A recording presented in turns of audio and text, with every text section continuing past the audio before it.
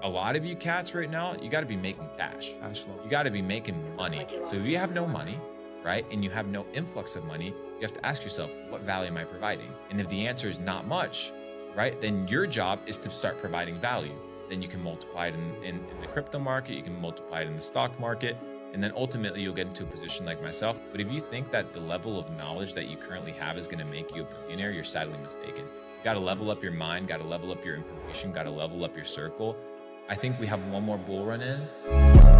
Bring me some crypto questions, bro. So I think right now we're seeing a little bit of a relief bounce, but eventually I think we're going to go down. After midterms. Yes. So midterms, usually things do extremely well. Not often, not every single time, but they do well in the short term. But I think we're going into depression. Why? Because supply chain is shocked. People have no money. The banks, central banks, are requesting the loans that they loaned out back. There's a massive civil war, this idea of civil war between left, right, that's taking place in the world. We have a war that's taking place overseas right now. We have a food shock, right, in the Ukraine that's taking place. And it can become a bad situation in the long term. Now, how do you position yourself to succeed? The way you position yourself to succeed is by selecting a few sizable bets that you want to make and study those specific sizable bets. I'll give you my 2 big sizable bets for the next 2-3 years. One, Shopify. Shopify, I think, will directly compete in some way, shape, or form with Amazon. Amazon is a little bit different, but I think Shopify appeals to the people that are small entrepreneurs, right? So I think we're at a 25 or $30 billion market cap. Don't quote me specifically, guys, for Shopify. And then we're sitting at over $1 trillion or close to $1 trillion market cap for Amazon. I think Shopify has the ability to 10x. So I'm putting 10% of my net worth in Shopify.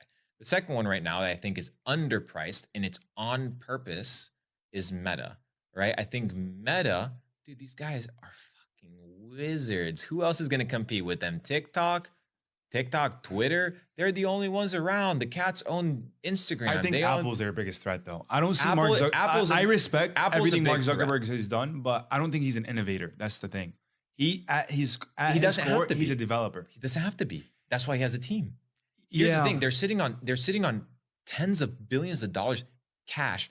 Perfect. Now iOS says, okay, we're gonna take this tracking off, or you want to run boosted posts on your stuff. You have to run it through our app store. Sure, these are revenue hits that impact, but they impact the stock price.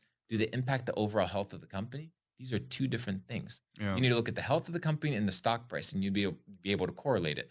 I think Facebook is at the prices of 2015. 2015. It's worth more than that. Right now or something like it's worth more than that. So once again, my 2 big sizable bets in the Web 2 space are going to be Shopify and Meta. Why? Because I understand them. And like I said before, I'm not just in the business of betting on companies. I'm in the business of betting on winners. So if there's this dude with do you think Mark Zuckerberg's just going to fold? Dude, he's just gotten too big where it's like you have to bring him down. Like the government's just like, yo. He's part of the government. And now he's getting into the hardware game. He's part of the government. He's getting into the hardware game. The dude is ahead of the curve. He's a genius. Do I like him? Is he a globalist? 100%. Yeah. I'm still going to get rich off of his stuff.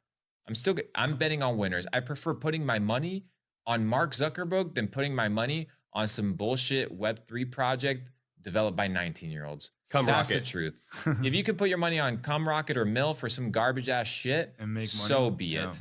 I'm going to put it long term because right now I'm not in the business of multiplying my wealth. I'm in the business of preserving it because I have enough, right? I don't have to work another day in my life. So I want to preserve what I have, and I want few sizable bets that I can sleep well at night that aren't going to tank overnight. So literally today, or like 89 or whatever it was, I started opening up my positions, and I'm literally going to layer in all my trades up until I think $76. And over the next 5 years, it'll multiply 3, 4, 5, 6x, and so be it. So you put a couple $1 million in there, $3, $4, $5 million, you end up with 20.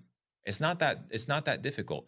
But if you think, and I called it on my Twitter account at Luke Belmar last week, I said buy Shopify. Yeah. Shopify's up 38%. Why? Because I knew that their earnings were going to be great. Yeah. So if you can come to me, and I've been in the e-commerce space, And you don't think motherfuckers in Q4 are going to spend ad revenue on Facebook, of course, Black right? Friday, Cyber You're Monday, crazy. Christmas. They're about to drop the bag, whether they like it or not, because they want to get those Q4 sales. So Facebook, Meta, they're going to do extremely well this next quarter. And if they don't do it, the speculation or the rumor is going to drive the stock up, and then you cash out. The point is you have to get in early and you have to be able to position yourself accordingly. So that's those are my thoughts, bro. What do you think? And don't invest unless you have a lot of money, I feel like. Yeah, no, correct. Investing is like next level game. Correct. There's investing, there's trading, there's gambling, there's a lot of different verticals, right? Yeah. I'm in the business right now of investing. So I did my trading. I trade for fun. I trade to have case studies and things of this nature. But a lot of you cats right now, you got to be making cash flow. You got to be making money. And the reason you want to be making money is because, as we talked about, you get paid in proportion to the difficulty of the problems that you solve and the value that you provide in the world.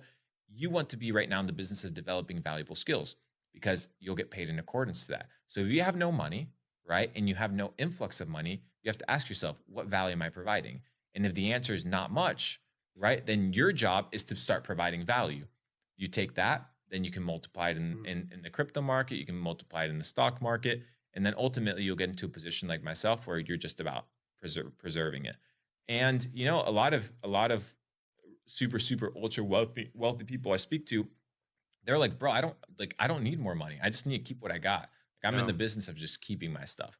And that's the position that I'm taking. It's a little bit different than, you know, the people that are like the average people of our age that like their investment strategy and things of this nature. But if you think that the level of knowledge that you currently have is going to make you a billionaire, you're sadly mistaken. You got to level up your mind, got to level up your information, got to level up your circle, because that is what's going to lead you to become extremely successful. And it's like Jim Rohn says, if you have $1 million, you best become a millionaire, because if not, you're going to lose it. So it's about becoming that which you want to be.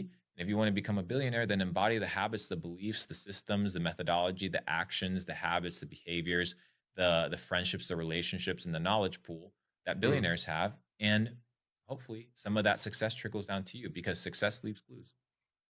Boom. I think that was